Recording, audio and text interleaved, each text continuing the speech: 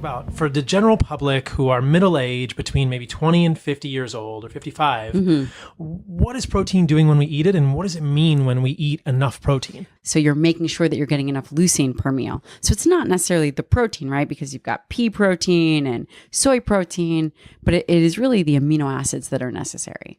So as you age, you get this thing called anabolic resistance, right? So the protein that you ingest becomes, it doesn't quite stimulate the body the way that it should, the way that it did maybe perhaps when you were in your 20s.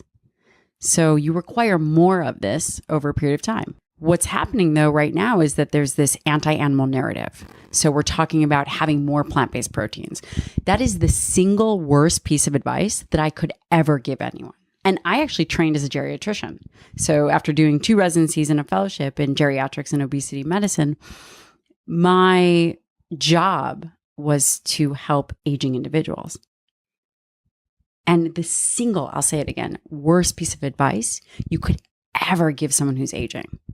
And I have to say, we're all aging. And then as we advance in age, the other way to then stimulate it is through resistance training and protein. Right. But as we age, that becomes more challenging. So having high quality protein really, even as you're young. So yes, you can get away with it in your 20s, but if you have any issues with body composition, the obesogenic model of an individual is also similar to an aging individual when it comes to tissue. Mm-hmm.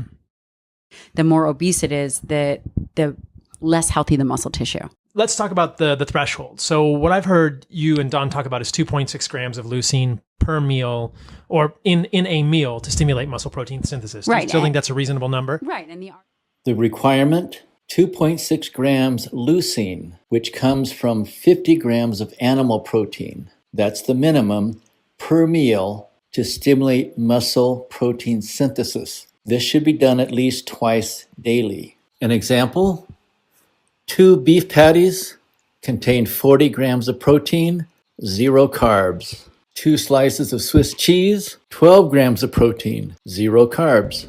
We know that we need 2.6. That's right. In one meal. Yes, sir. Right. To trigger sort of the switch. Mm-hmm.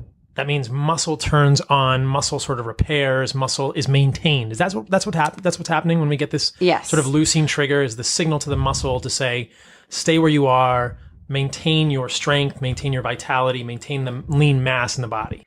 One of the things that we cannot argue that is hard and fast is the quality of protein. The amino acids are the amino acids. It's really easy to get essential and non-essential amino acids, truly. Right? That's not the issue. Mm-hmm. We are talking about having enough amino acids at a particular dose to trigger a physiological response. And specifically, if we just break it down, we're thinking leucine here. You can't, right. Basically, the conclusion is that as we age, we need more protein to trigger this response. And as we age, we need more protein, which really flies in the face of this narrative that is growing now that we should be limiting our animal protein. This is actually dangerous advice. Muscle is directly related to mortality and morbidity, right? So the stronger you are, the more muscle mass you have, the better your survival.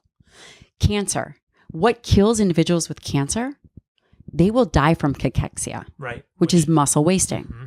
That kills them. If you fall and you break a hip, you end up in the hospital and you have sarcopenia, which is considered a disease of aging, which is loss of muscle tissue, loss of strength. You will never make it out. I have been at the bedside of hundreds of dying individuals.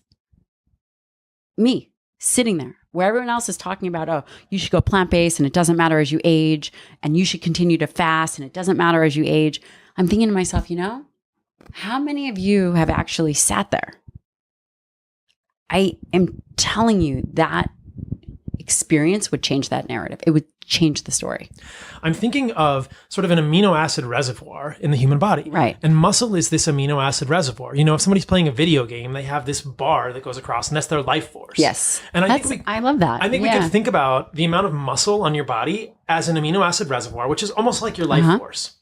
And if our life force goes down, if our amino acid reservoir goes down, we are getting closer to the next life. We are getting closer to dying. So it's true. And and so when someone is having cancer, they are depleting that amino acid reservoir, and then they will die. A much bigger risk factor of cancer in general is obesity. I mean, if you look at any of the cancer websites, being overweight is a risk factor? Animal protein. So there's the original superfood. Exactly. Like I couldn't agree more. I mean, like, really? Yes, like the thing that made us human. Yeah. And we found that there's 2 ways to stimulate muscle. And when you're younger, it's driven by hormones, insulin, growth hormone. So you don't really need as much protein. People think, well, you're growing, you need more, but actually it's your hormones that are stimulating the muscle. However, as you age, what happens is the body becomes more resistant to the hormones. And there's only 2 ways to then stimulate muscle protein synthesis, and that is either through exercise or diet.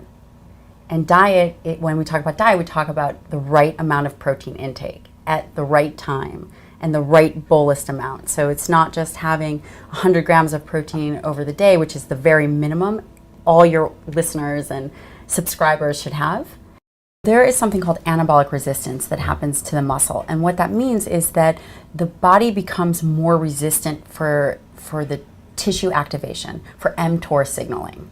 The hormones naturally are lower, and the amount of protein needed to stimulate mTOR is higher. And mTOR is stimulated by leucine, and that is the driver for muscle health. It's an anabolic protein, and it becomes this cascade of events that happen that allow for muscle to turn over and to be synthesized. And muscle is so important because it's the organ of longevity. I mean, muscle is an organ, just like the heart. Mm-hmm. The healthier your muscle is, the healthier your life is going to be. It's the largest unit for glucose disposal, the largest site for fat oxidation. So when you think about it, everything centers around muscle. As people age, they actually require more protein at once. So what does that mean? That means they need around 50 grams at one time. That's a lot of protein. As people age, they require more protein at once. They need around 50 grams at one time. And what is so interesting about sarcopenia and the anabolic resistance is I believe it's starting earlier. Really, the research shows it starts in your 40s and 50s, but we're becoming so inactive that I think it's starting in the 30s. Mm-hmm. So loss of muscle function, muscle strength, fat infiltrates the tissue.